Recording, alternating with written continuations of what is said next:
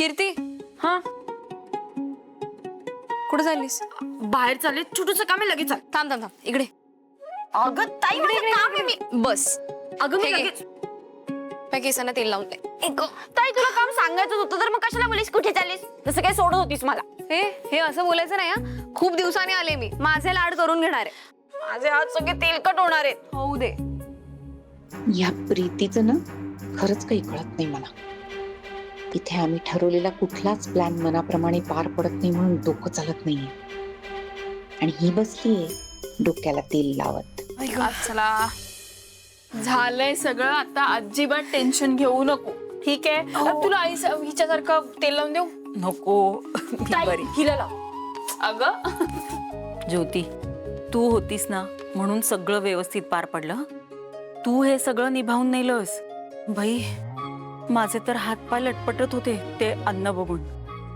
आणि त्या सुलोचनाताई त्या तर आधीच रागवलेल्या असतात.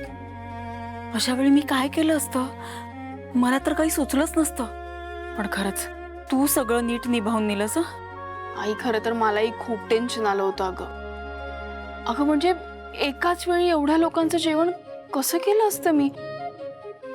नशीब अगं तो दीप आला मदतीला, नाहीतर एकटीने काही शक्य नव्हतं हे सगळं.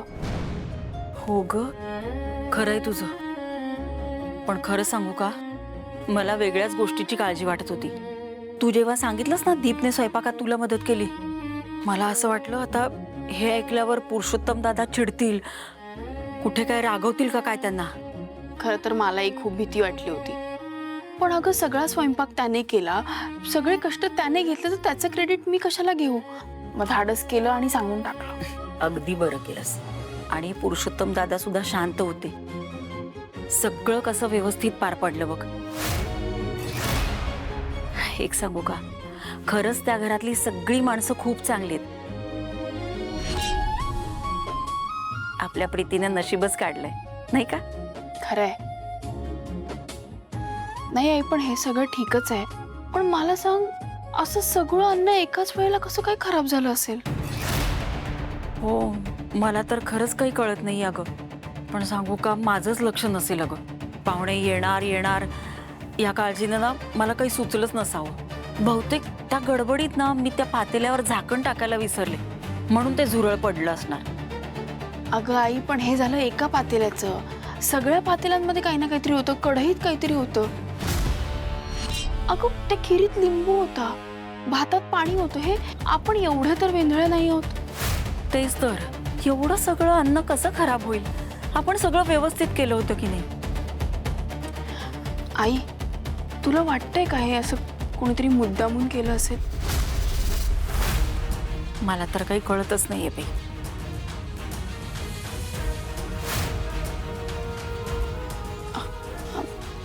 काकू, हा, तू कोणाला बघितलंस का किचन मध्ये? म्हणजे शेवटची तूच किचन मध्ये गेली होतीस ना, तर तुला काही आयडिया आहे का?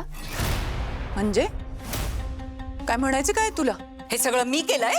अहो अगं, असं नाहीये काकू, असं नाही म्हणायचं. असं नाही. कसं? हेच म्हणायचंय तुला? कळतं बरं का मला ज्योती, लहान नाहीये मी आता. तुम्ही सगळे आता माझ्यावर संशय घेणार. असंच असतं, कोणाचं चांगलं करायला जावं तर सगळं स्वतःवरच येतं. अगं काकू, असं काही नाहीये, मी फक्त विचारतेय तुला. अच्छा, शेवटी किचन मध्ये तूच होतीस ना काकू? या वाक्याचा काय अर्थ होतो का ज्योती? सरळ सरळ माझ्यावर संशय घेतेस तू? अगं, मी इतकी वाईट आहे असं वाटतं का ग तुला? अरे अगं प्रीती, तुम्ही दोघी मला माझ्या मुलीसारख्या आहात का? आणि मी असं कसं करीन? ज्योती, तू बोलायच्या आधी एकदा तरी विचार करायला हवा होतास ग. काकू, सुजय, सुजय, ऐक ऐक की ज्योती बघ मला काय काय बोलते. आपली माणसं नसली ना या जगात की कोणी उठून आपल्यावर काही आरोप करू शकतं, कारण त्यांना चांगलं माहिती असतं त्यांचं जगात आता कोणी नाहीये, एकटे. अभि, तू तरी असा आळ घेतला असतस का रे माझ्यावर? हो काकू, ज्योतिताई फक्त विचारते, ती आरोप नाही करत आहे तुमच्यावर. गप ग तू लहानस, तुला नाही कळायचं. अगं काकू काकू जरा तू शांत होतेस का? हे बघ तुला जसं वाटतंय तसं कोणीही तुझ्यावर आरोप करत नाहीये अगं. अगं आणि आमच्यापैकी कोणाचा तुझ्यावर संशय पण नाहीये. हे बघ तुला विचारलं कारण तू शेवटची किचन मध्ये गेली होतीस आणि फक्त हे विचारलं की तू कोणाला बघितलं का, तुला काही आढळलं का, बस. गैरसमज नको करून घेऊ काकू. गैरसमज तर होता ग माझा. तुम्हाला माझ्या मुली समजत होते मी, पण आता तुम्हीच माझ्यावर आरोप करताय म्हटल्यावर काय करणार मी? आता माझी खात्री पटली, या जगात मी एकटी आहे, कोणी नाहीये माझं. इथे जगण्यापेक्षा सुजय बरोबर गेले असते तर सुटलं असते. सुजय बोलो रे बाबा, मला तुझ्याकडे बोलो. सुभद्राताई, अहो तुम्ही त्रास करून घेऊ नका, तुम्ही शांत व्हा बघू. हे बघा, हे बघा, तिला असं म्हणायचं नव्हतं अहो. गैरसमज करून घेऊ नका तुम्ही. पण तिच्या काही बोलण्यानं तुम्ही दुखावलं असाल तर मी माफी मागते, पण शांत व्हा बघू तुम्ही.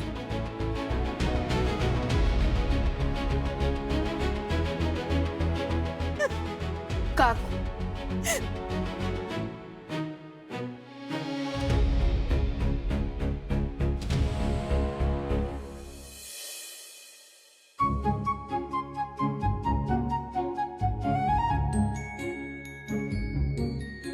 चहा तुला आवडतो तसा केला, आलं आणि गवती चहा घालून. दादा, आज जरा जास्तीच चिडचिडी केली खरी मी. ब्रेकफास्ट टेबलवर पण जरा चिडचिड केली. मला असं वाटलं की ज्योतीने बोलवलंय म्हणून तू आम्हाला घेऊन जातोयस, त्याने आपल्याला बोलवणं केलं नाही म्हणून चिडचिड केली. त्यांच्या घरी गेलो त्याच्यानंतर चिडचिड केली. अरे जास्तीच झालं का रे? नको होती ना एवढी चिडचिड करायला. हे पण काय छान स्वागत केलं ना त्याने आपलं. म्हणजे गुलाबाचं फूल दिलं, त्याच्यानंतर असं अत्तरदाणीने अत्तर शिंपडलं. मला जाम मजा आली, मला खूप आवडलं ते सगळं. नाही हा थोडा उशीर झाला या सगळ्या गोष्टीला, पण स्वयंपाक किती छान झाला होता ना.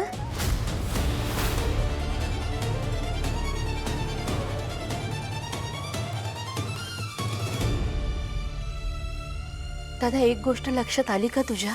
दीपला पहिल्यांदा बक्षीस दिलंस तू. हा तुझ्या हाताने नाही दिलंस, पण दिलंस त्याच्यासाठी, त्याच्या कामाची पोचपावती म्हणून. जोपर्यंत तुला माहिती नव्हतं स्वयंपाक दीपनी केलाय, तोपर्यंत तुला तो आवडला होता. चवीचं कौतुक करत होतास, तोंड भरून स्तुती करत होतास. बहिणीच्या हाताची चवीची आठवण झाली असंही म्हणालास तू, हो की नाही? आणि ज्या क्षणी तुला कळलं की दीपनी स्वयंपाक केलाय, मग सगळंच बदललं का रे? तूच नेहमी म्हणतोस ना की शेवट गोड असायला हवा. आधी काय झालं ते पाहायचं नाही, शेवट महत्वाचा आहे. आणि तो गोडच झाला आपल्या दीपमुळे.